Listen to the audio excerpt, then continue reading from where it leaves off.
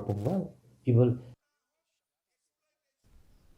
East Khasi Hills Superintendent of Police Sylvester Nongtnger has informed that altogether 6 FIRs have been filed and notices are sent to pressure groups under Section 35(3) of Bharatiya Nagarik Suraksha Sanhita for conducting work permit inspection in different parts of the district.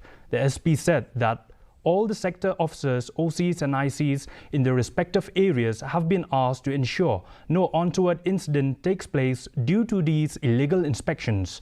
Meanwhile, despite police action, pressure groups have intensified checking of documents of migrant workers.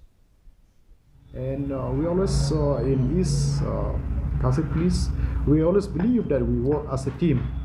We work as a team, and whenever incident is there, our team always be there, and we are trying our best to ensure that safety and security of the people are much in the Shillong city and also in the rural area. 6 cases were registered in East Khasi Hills, and of course no arrest, but notice were issued to the accused.